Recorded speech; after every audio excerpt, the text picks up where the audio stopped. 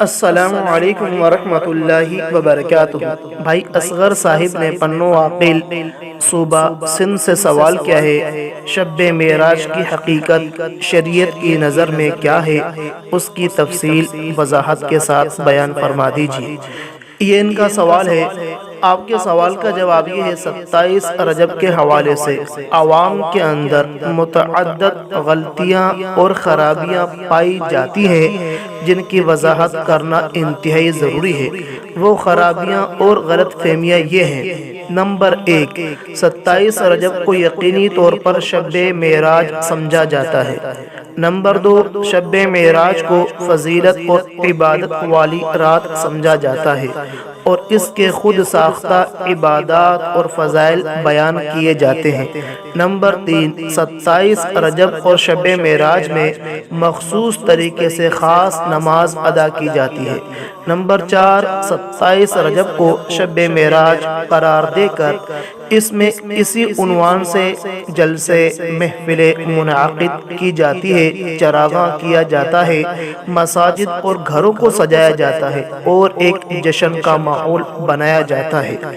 Number 5، 27 رجب کو حلوہ، چاول یا دیگر کھانے پینے کی چیزیں پکائی جاتی ہیں، تقسیم کی جاتی ہے، اس کی رسم ادا کی جاتی ہے۔ نمبر 6، 27 رجب کے روزے کی خصوصی فضیلت بیان کی جاتی ہے اور اس کے رکھنے کی ترغیب بھی دی جاتی ہے۔ الغرض، اس طرح کی متعدد باتیں عوام میں رائج ہیں جو کہ دینی تعلیمات کے بالکل خلاف ہیں۔ کیا 27 رجب کو معراج کا واقعہ پیش آیا یا نہیں؟ یہ ایک بہت بڑا سوال ہے۔ اس کا جواب یہ ہے، ماہ رجب سے متعلق اس غلط فہمی کا ازالہ بھی کرنا انتہائی ضروری ہے۔ بہت سے لوگ سمجھتے ہیں کہ اس مہینے کی 27 تاریخ کو معراج کا واقعہ پیش آیا۔ واضح رہے کہ معراج کا یہ واقعہ کس مہینے میں اور کس تاریخ کو پیش آیا، اس سے متعلق یقینی طور پر کچھ کہنا بہت ہی مشکل ہے۔ عام طور پر مشہور تو یہی ہے، 27 رجب کی رات کو یہ عظیم واقعہ پیش آیا، لیکن واضح رہے کہ قرآن و سنت سے اس حوالے سے کوئی واضح اور معتبر بات ثابت نہیں ہے۔ حتیٰ کہ اس رات کی تعین میں حضرات صحابہ کرام رضی اللہ تعالی عنہ، تابعین اعلام اور اکابر امت کی بہت سی آرائیں ہیں۔ اس شدید اختلاف کے پیش نظر اس لیے حضرات اکابر کے نزدیک رجب کی 27 تاریخ کو یقینی طور پر شب معراج قرار دینا درست نہیں ہے۔ سوال یہ اٹھتا ہے کہ واقعہ معراج کی تاریخ میں اختلاف کیوں ہوا ہے؟ یہاں یہ شبہ پیدا ہو سکتا ہے کہ جب معراج کا واقعہ اس قدر عظیم و شان واقعہ ہے کہ حضور علیہ السلام کے عظیم معجزات میں سے ہے، اور پھر حضرات صحابہ کرام دین کی ہر ایک بات کو محفوظ رکھنے اور اسے امت تک پہنچانے میں کافی حریص تھے، تو پھر واقعہ معراج کی تاریخ کی درست تعین کیوں نہ ہو سکی؟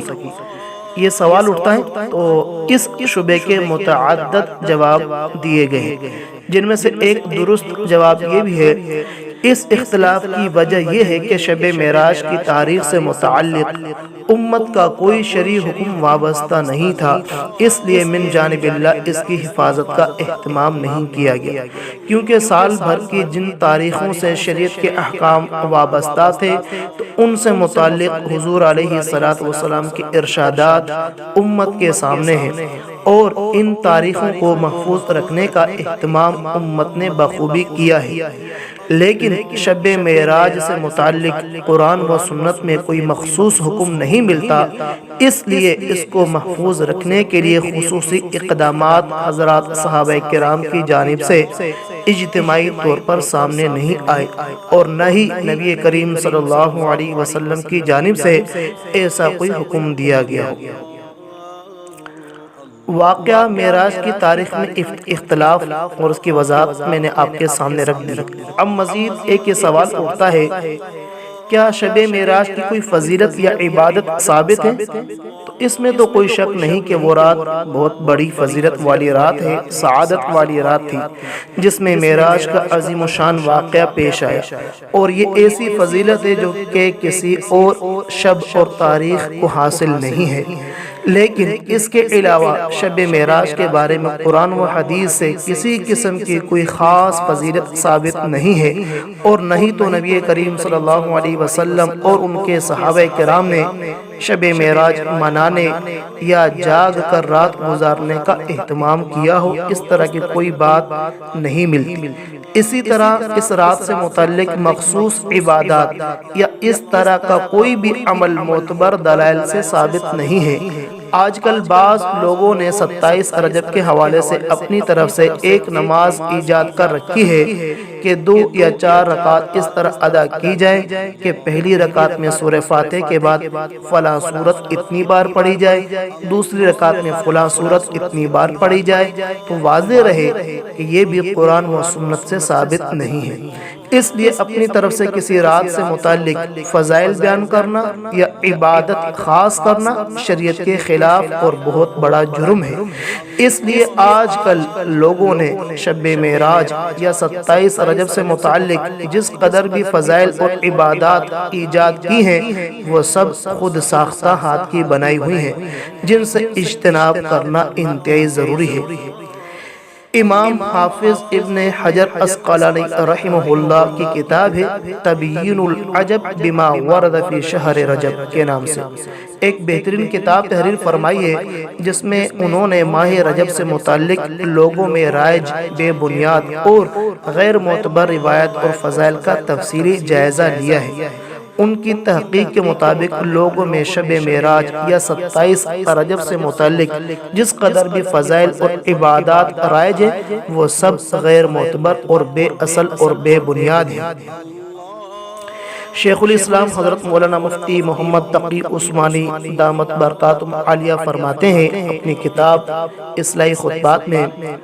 کہ 27 رجب کی شب کے بارے میں یہ مشہور ہو گیا ہے، یہ شب معراج ہے، اور اس شب کو بھی اسی طرح گزارنا چاہیے جس طرح شب قدر گزاری جاتی ہے، اور جو فضیلت شب قدر کی ہے کم و بیش شب معراج کی بھی وہی فضیلت سمجھی جاتی ہے۔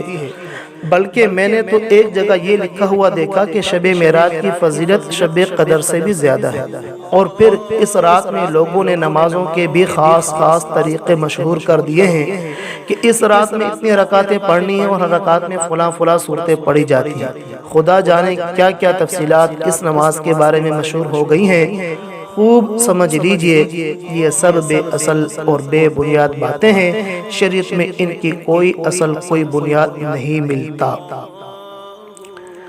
شب معراج کی تعین میں اختلاف، سب سے پہلی بات تو یہ کہ 27 رجب کے بارے میں یقینی طور پر یہ نہیں کہا جا سکتا کہ یہ وہی رات ہے جس میں نبی کریم صلی اللہ علیہ وسلم معراج پر تشریف لے گئے تھے، کیونکہ اس باب میں مختلف روایتیں ہیں۔ بعض روایتوں سے معلوم ہوتا ہے کہ آپ علیہ السلام کو معراج ربیع الاول کے مہینے میں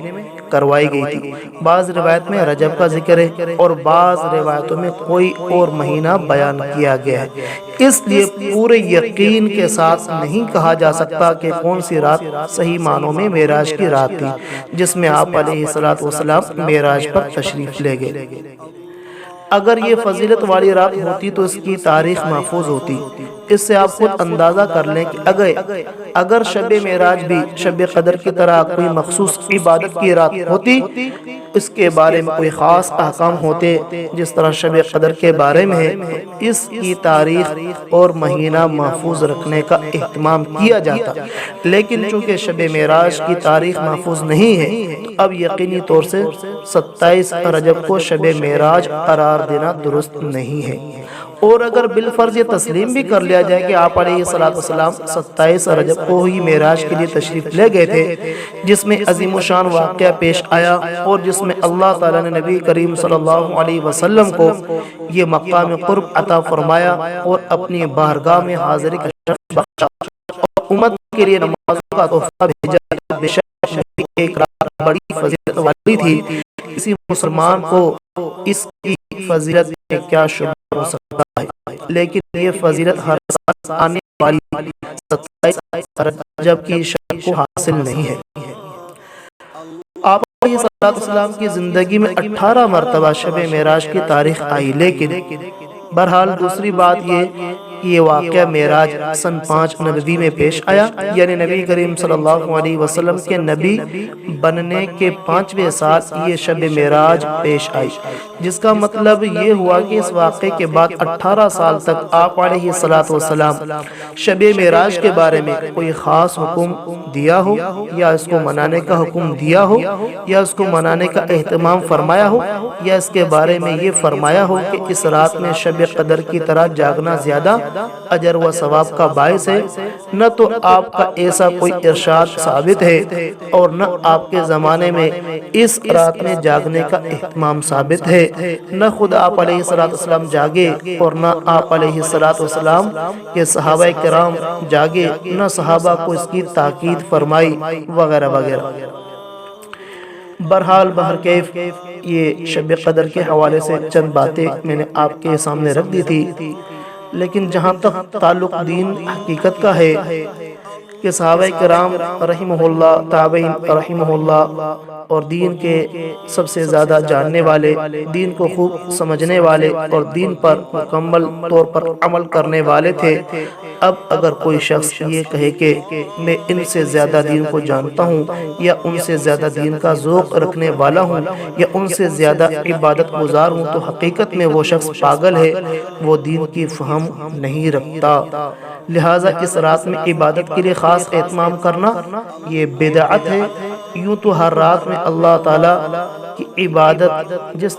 کو توفیق مل جائے وہ بہتر ہے، لہٰذا آج کی رات بھی جاگ لے،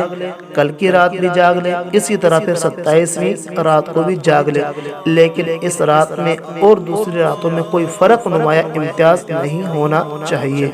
اللہ جل جلالہ ہمیں سنت کے مطابق اور شریعت کے مطابق زندگی گزارنے کی توفیق عطا فرمائے۔ وآخر دعوانا ان الحمدللہ رب العالمین۔ امید کرتا ہوں اتنی وضاحت آپ کے لیے کافی ہوگی۔